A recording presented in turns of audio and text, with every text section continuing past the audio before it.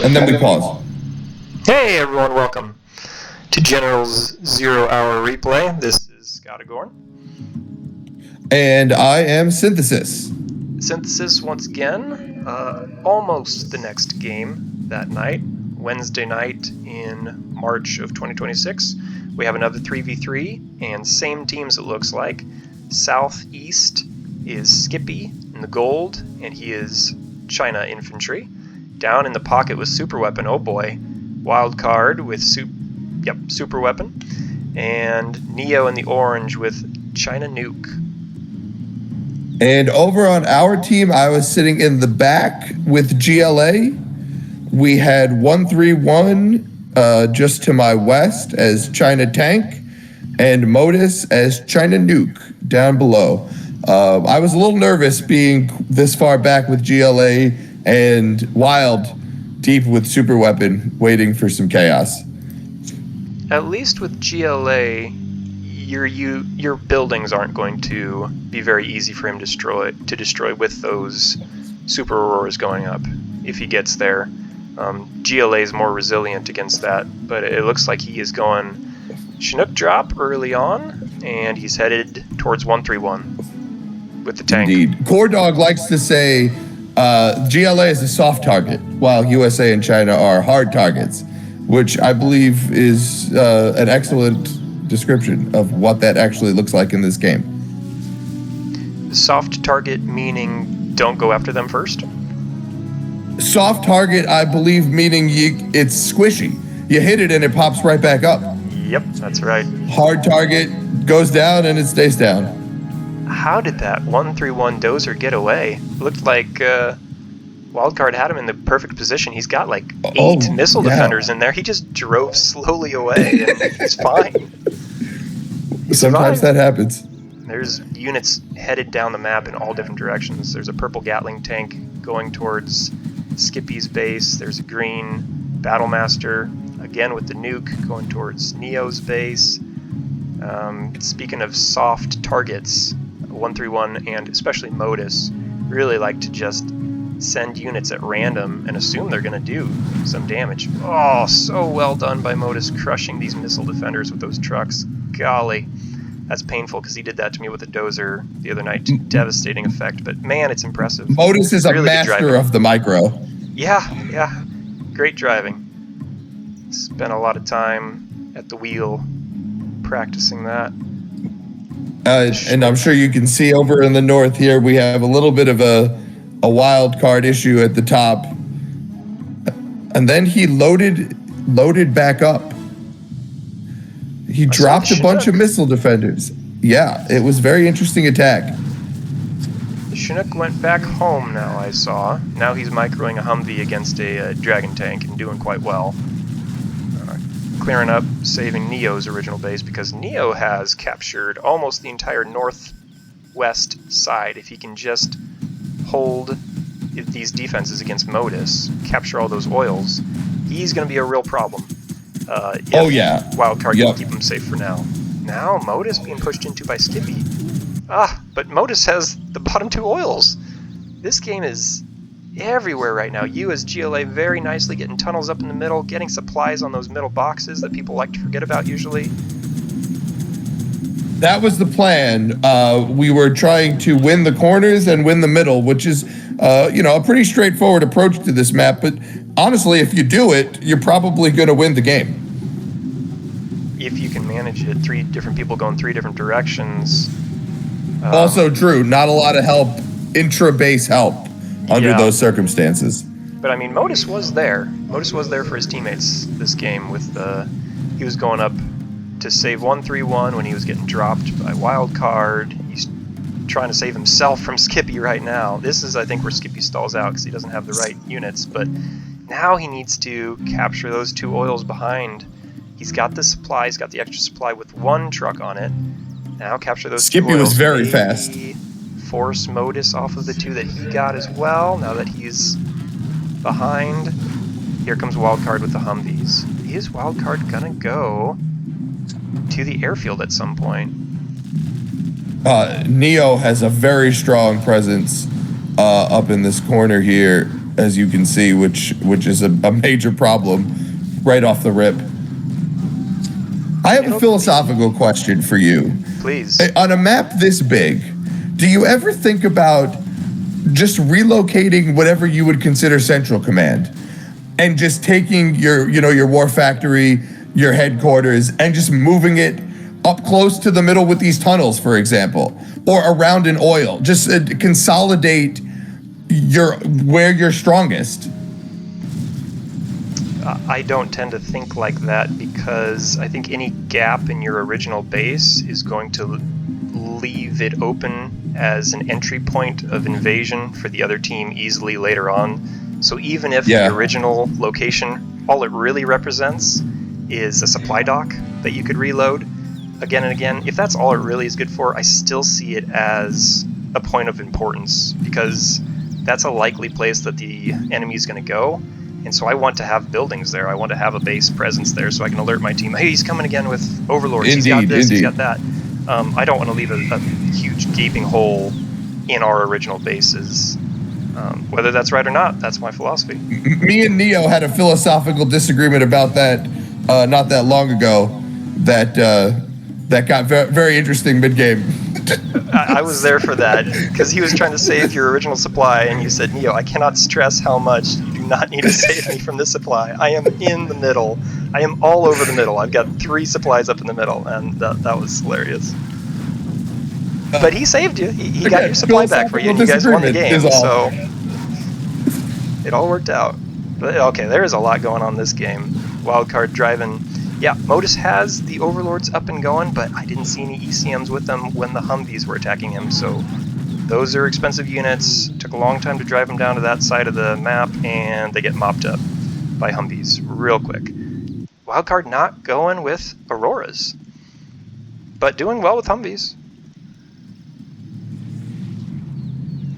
So at this point, we were feeling a little bit of the pressure. It looks like, we're not doing great on the wings. And although I had the middle looking pretty good, I never felt like, because my backside was so exposed, to your point, maybe a little bit of a gap around the back, I never felt super safe.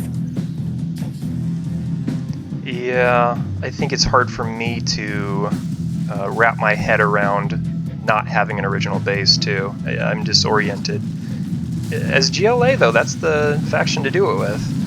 I find that I try and put my head in the mentality of how these units would act, and I think that sometimes there is a value in an unorthodox approach. There are pros and cons, but there are pros and cons to every strategy. And I do want to be somebody who can adapt to the map and the situation, to varying degrees of success at this point. But I think that's just the type of player I want to be. Sound like a GLA whether or not it's the right idea or not, I don't know. Oh, it sounds great. Sounds it's amazing. on paper. Okay, wow. Skippy has the entire bottom right. Would love to see him pushing in again. You've got tunnel presence up there. Neo has the entire top left. So Wildcard was a menace with his Humvees in this one. Yes, keeping you guys on the defensive. So even if you guys wanted to group together and go on some sort of offensive, because they've got most of the map, even if you wanted to try to puncture a hole in it somewhere, you can't. You can't get organized enough because you've always got people in your base. That was a theme for this one, and a lot of it was Wildcard, who was fast and furious, perhaps angry at some previous outcomes. I don't know. You'd have to ask him. Could be. Yeah, Neo's trip was stalled. Modus had the ECMs, he's got the overlords, but Neo did destroy your workers on that supply, so that is going to slow you down a little bit more. You've got buggies coming in. And at this point, Neo is making a lot of money, and Skip is making a lot of money. It sure looks like it. Skip's putting him into defenses. Everyone's using them. Well, Skip's got $10,000. Neo's got $10,000. But to be fair, they've got 4 oils, multiple supplies, so Yeah. it does make sense that that's hard to keep up with. We just couldn't grab the sides fast enough. Modus did have some progress early, but Skip came back very, very strategic in his recapturing of those oils, I thought. So what I see now is a conglomerate of red and orange up in the top left. This could be the knockout punch if Neo went with these Humvees. Ooh, they're running in some RPG troopers and some buggies. Not the troops you want to see as Humvees. There's the ECM. Okay, he's kind of regrouping and backing up now. This base was not as exposed as he originally thought. Nuke MiGs coming in to help. Yeah, those weren't offensive units up there for Neo. They were just infantry, and he wanted to put them back in the bunker. But whenever I see Neo 2 different is the master colors, of that. Yes. Well, he's got all of that resource. He wants to become a brick wall that the other team just bangs their head over against over and over again. Because you've got to get to those resources. Otherwise, he's going to be coming in hard sometime later. But if he can make you lose armies to those defenses, then he's winning twice. Wins by getting the resources and wins by destroying your armies in your desperation. Maybe not making the best attacks, but it needs to be done. That's when he has a great kill rate against you. And in this case, Neo put up a heck of a defense at the top, and then his attacks were more focused on the middle, which was a bit of a problem for me because he brought fire, he brought gats, he brought heavy armor, and I just was unable to defend with my tunnels. Some of those attacks were just too much.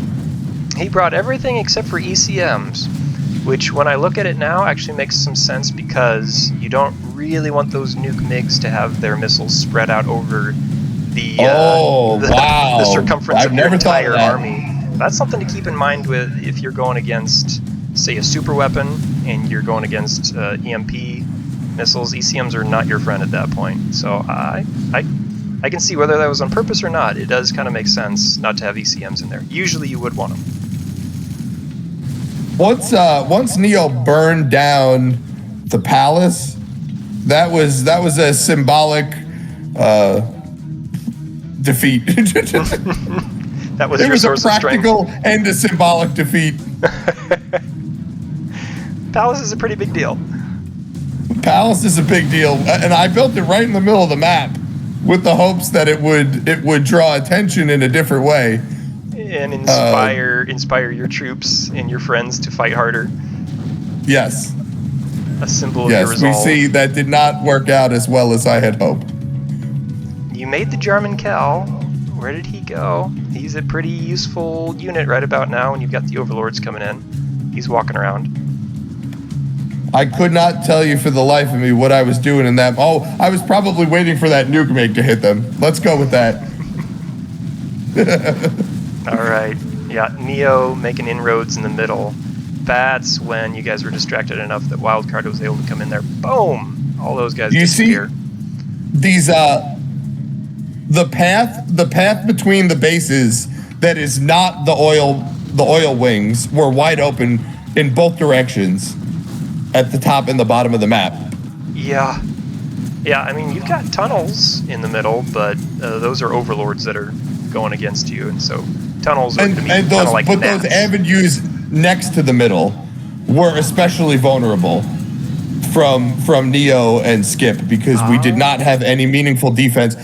We should have had somebody in the towers on both sides, or at least I should have had.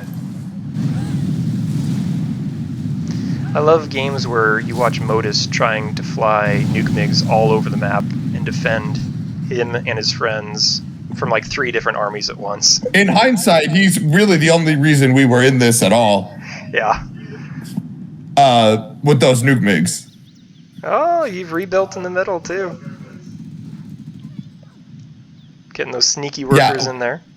GLA, I just find they're very hard to get rid of because they're so mobile. And there's no better investment as GLA than a supply center. Absolutely. What would you rather spend your money on? One Jarman Kell or a supply center that's going to recoup its money very, very quickly with those little workers there. And if you've got worker shoes by this point in the game, even quicker. Yeah, everything is silence, waiting for the next strike. This was a massive build-up from orange and red. I don't think we quite were ready for what was about to happen. Okay. Wildcard going over to the left because he knows that avenue's open.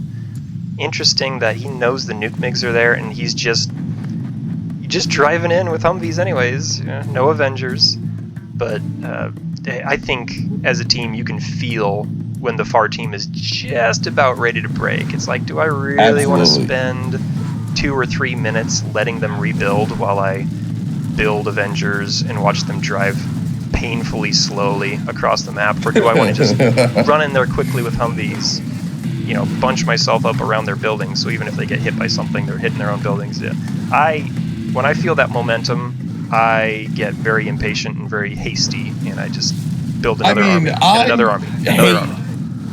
This is blasphemy, but I hate the blob of Humvees. One of the first things, and for those of you who don't know, you were one of the first people to give me some of the basics of this game not that long ago. Little fun fact. The first thing we did was the loaded Humvee search and destroy lesson. And the reason is because it's so powerful, right? We know that. Till this day, and Wildcard, this is blasphemy, especially for Wildcard, I hate them. Nothing makes me happier than to see a nuke MiG blow a blob of Humvees out of the sky. Even when they're my Humvees, I'm like, great, good. Couldn't wait to see him go. Teach me the lesson. It's just too powerful.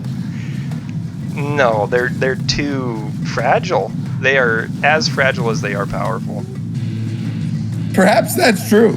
If those buggies were upgraded, those Humvees would be gone already. Yeah, I love that. Hence why you were using Raptors as USA Vanilla on the last maps, because you'd just rather not with the Humvees. And I think Titan was the same way for a long, long time. Yeah, but now I'm only going to go Humvees, because part of my calculus is I know the generals are going to listen to this cast. And now they're thinking, what does he do? What's he going to do? Humvees? Not Humvees? They don't know. Nobody knows. I'm not sure I know at this point what I'm going to do. That is one of the great things about our group, is that we've played against each other so many times that you're not just playing the faction. You're not just playing the map. You're playing the person. You're playing the person. You're playing the player. That was a specifically painful thing for me the other night, because I've been studying Modus. I wanted to take it to him. I know what he's going to do. And his strategies were exactly what I knew they were going to be, and they just destroyed me anyways. So it was a particularly painful loss for that, but it is fun. Doing these replays, the ones that are online, the ones that you just watch in secret. It's just a blast getting to know, this person likes to go this. Yep. In this position. If they're in the pocket, they want to do this, but if they're on a corner, they do this. Utilizing all that information. I think Skip really likes a bunch of loaded helicopters to close out a game, because that was the clincher when he came with like 8 of them. Late in the game. Haven't seen a Helix late in the game until now, and that's exactly what the doctor ordered. That's what you guys needed. What was he? He was infantry. Yeah. He took out Cordog early the other night with Helixes. That was just what they needed then too. There we go. Finally, Skippy. So in the interest of fairness, I wanted to make sure one of our losses was in there as well. We got ours. We got. And by the sounds of it, it was even.